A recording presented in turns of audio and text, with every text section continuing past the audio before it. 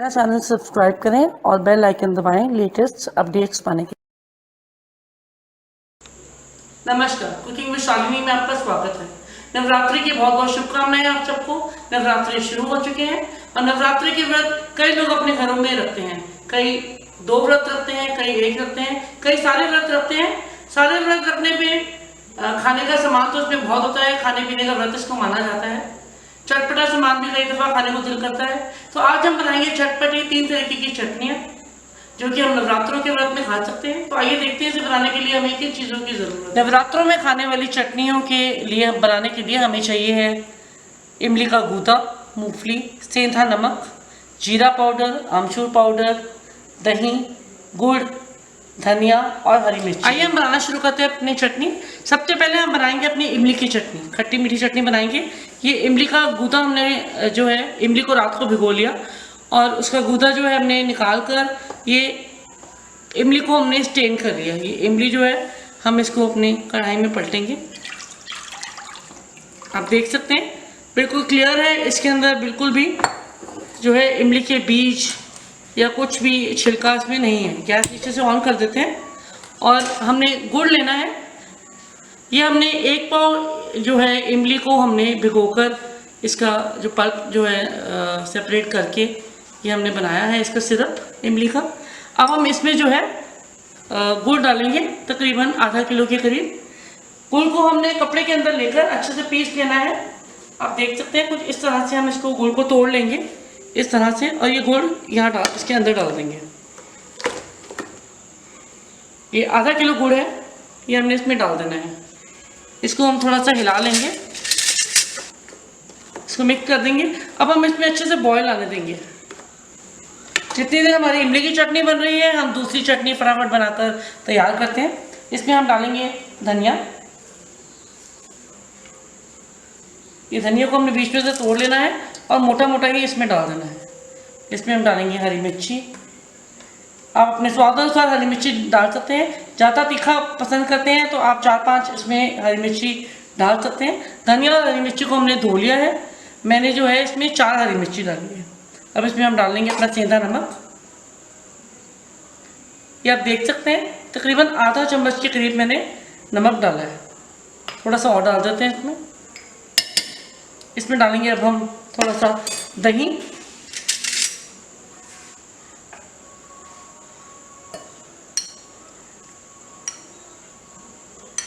ये 4 चम्मच मैंने दही के डाले हैं। ये वाला छोटा चम्मच लिया, इसके 4 चम्मच मैंने डाल दिए। इसमें आप जीरा पाउडर डाल देते हैं 1/3 स्पून और 1/3 स्पून से थोड़ा ज़्यादा हम डाल देंगे आमचूर पाउडर। इन सबको हम पीस लेंगे। चटनी हमने पीस ली है। आप देख सकते हैं चटनी हमारी बनकर तैयार है। एक बात का ध्यान रहे, अगर आपका दही खट्टा है तो आप इसमें अमचूर ना डालें और अगर ज़्यादा खट्टा नहीं है तो आप अमचूर डाल सकते हैं, क्योंकि अगर दही भी खट्टा हो और अमचूर भी आप खट्टा डाल लें तो बहुत ज़्यादा खट्टा हो जाएगा और आपको बिल्कुल अच्छा नहीं लगेगा। तो हमारी ये धनिए की चटनी बनकर तैयार हो गई है। बहुत टेस्टी बनी है, खाने के लिए बिल्कुल तैयार है। आप इसे व्रत में बनाएं, आपको बहुत ही टेस्टी लगेगी। अब हम बनाएंगे मूंगफली की चटनी। आप देख सकते हैं इमली की चटनी जो हम बना रहे हैं ये काफ़ी इसमें बॉयल आ चुके हैं, पर इसकी कंसिस्टेंसी जो है अभी भी काफ़ी पतली है। तो थोड़ा गैस को तेज़ करेंगे और इसको बॉयल होने देंगे। धनिया की चटनी हम बना चुके हैं। अब हम मूंगफली की चटनी बनाएंगे। मूंगफली की चटनी भी बहुत टेस्टी बनती है। ये हमने आधी कटोरी जो है मूंगफली की ली है, आप देख सकते हैं। ये हम अपने मिक्सी के जार में डाल देते हैं। इसमें डाल देंगे हम थोड़ी धनिया की पत्तियाँ। ये धनिया जो है हमने अच्छे से धो लिया है और इसकी जो डंठल है वो हमने काटनी नहीं है ज़्यादा। ये आप देख सकते हैं, ये हम काटेंगे नहीं ज़्यादा। इस तरह से हाथ से ही तोड़कर इसमें डाल देंगे। इसमें भी हम डालेंगे अपना सेंधा नमक। नमक हम व्रत में जो है सेंधा नमक ही यूज़ करते हैं तो वही यूज़ करेंगे। अब देख सकते हैं 1/3 स्पून जो है नमक का डालेंगे, ज़्यादा नहीं डालेंगे क्योंकि मूंगफली जो हमने ली है वो रोस्टेड मूंगफली है, उसमें भी थोड़ा नमक है। जीरा पाउडर डाल देते हैं। साथ साथ हम अपनी इमली की चटनी को भी देखते रहेंगे और उसको हिलाते रहेंगे। काफ़ी ज़्यादा इसमें बॉयल आ रहा है, थोड़ा सा गैस हल्का कर लेंगे।